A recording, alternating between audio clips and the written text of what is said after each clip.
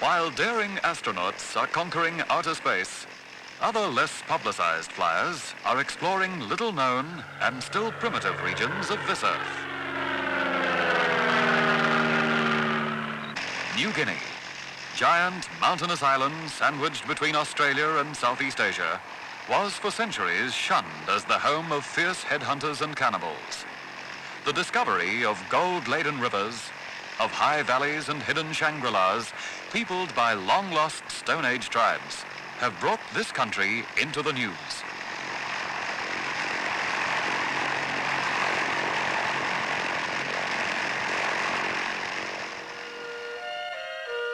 Today, these emerging tribesmen are clamoring for education and a share in the advancement of the 20th century. Over the mountains, through the dense jungles and across the Kunai plateaus, there echoes a cry: teach us to live.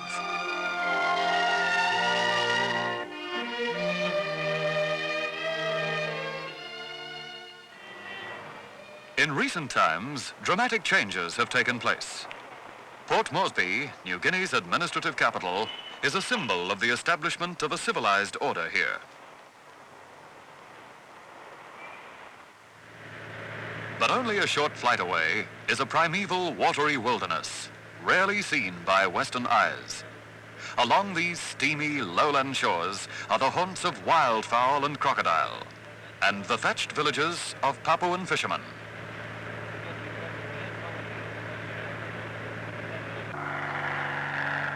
Achievements in law and order, education, public health, and social welfare have been greatly speeded by the use of the aeroplane.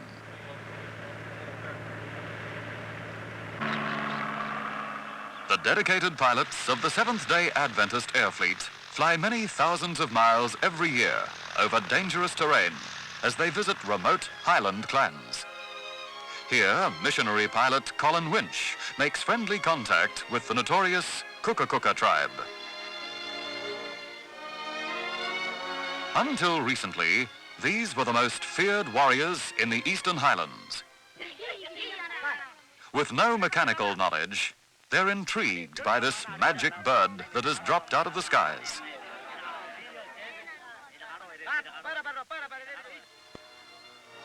Under supervision, the people cleared the landing strip themselves in their eagerness to have a mission outpost established in their area.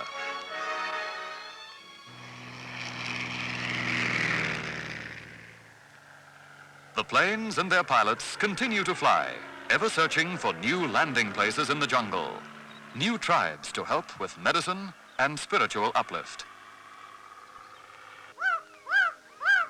New Guinea veteran Len Barnard leaves his plane on the jungle strip and strikes out on a medical patrol and an adventure in human relations.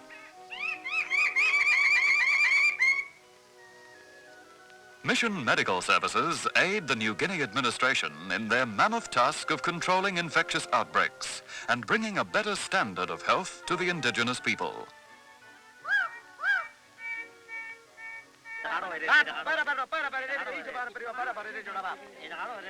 In some of these remote regions, poisoned arrows still fly. Here, an old villager receives a dressing and an injection for a painfully septic spear wound.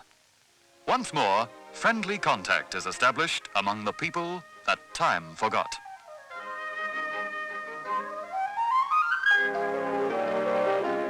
More complete mission medical services are available to the island people at several Adventist hospitals and clinics. This one is located at Sopas, serving the heavily populated Wabag area.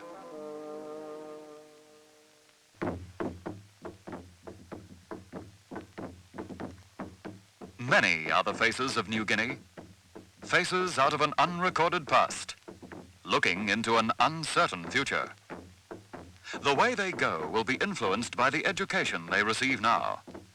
They cannot advance without it, or successfully meet the challenge of change that's reaching even into the mountain strongholds. These are the Biami cannibals of Papua. All of these men have eaten human flesh.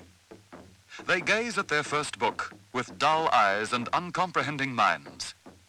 It's unlikely that any of these jungle men will learn to read. But what of their children? Are we willing to give them a chance?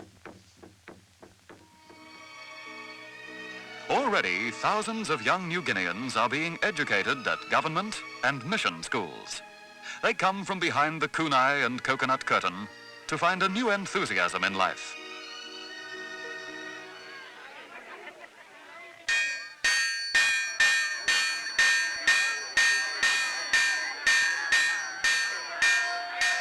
At Corella Adventist School, a lively bunch of children fall in line, ready for a day with pencils and books. These are the young Papuans from the south of their great island. Intelligence ratings are high here, despite an underprivileged village background.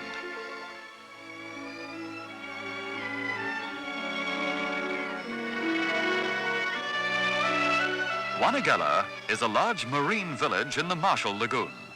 The houses are tightly packed and built on high piles to escape rising tides.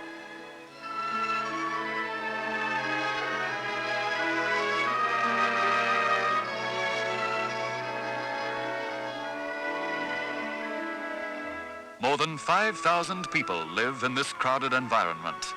And sadly, 1,000 children here do not have education because nearby Corella School is already overflowing. The same story could be told in many districts. But the children of Inonda are more fortunate. A mission school has been established here on a rich agricultural site.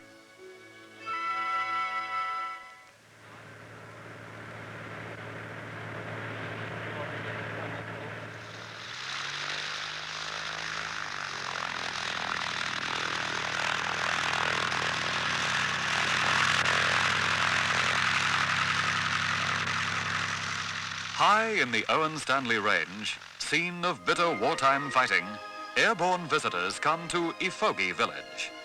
One of them has been here before.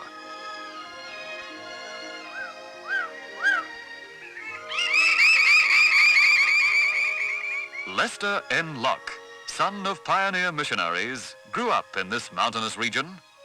Now a mission administrator himself, nostalgic memories flood his mind as he returns to boyhood haunts and old friends. Yes, the oranges are just as sweet as they were 40 years ago. And the people, well, they used to be headhunters. A different generation attends the little schoolhouse now, and there's new thatching on the roof. One day, a more modern school must be built here.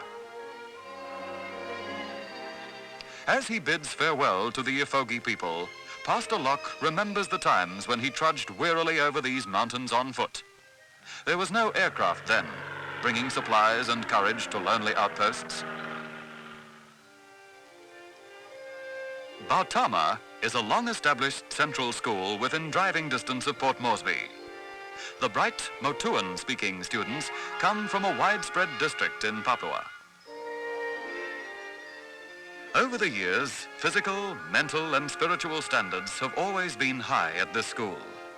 But limited budgets and the necessary use of wartime scrap have resulted in substandard dormitory and other buildings.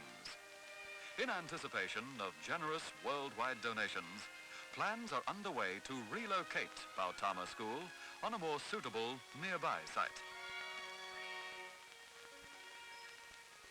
These deserving students look forward with keen expectation to their fine new school with updated buildings and equipment and an expanded curriculum. They must not be disappointed. To further advance their education, many students from Bautama and other schools go on to Kabiufa College near Goroka in the cool highlands of New Guinea. Here, different racial groups live together in harmony and learn many lessons in Christian tolerance. Despite local bride price customs and the many taboos concerning women in this country, an increasing number of girls at Kabiufa are marching towards emancipation and a new dignity through education.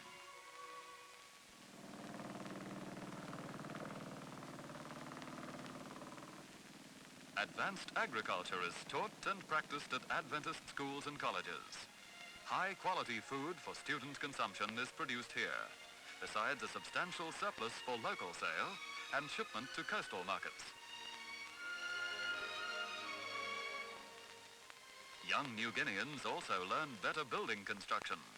They acquire useful trades and become conversant with the more permanent building materials. With a completely changed outlook on life, graduates from Kabuyufa College go out to the fringes of the untamed wilderness to man jungle outposts. At first, low-cost churches and schools are constructed from local materials, and civilized ideas have pushed one step further into the unknown. Such a frontier station is at Kiunga, manned by Paul Piari and his wife. Pastor Piari, once a headhunter himself, is now a dauntless missionary to the Stone Age tribesmen hidden deep in the jungles.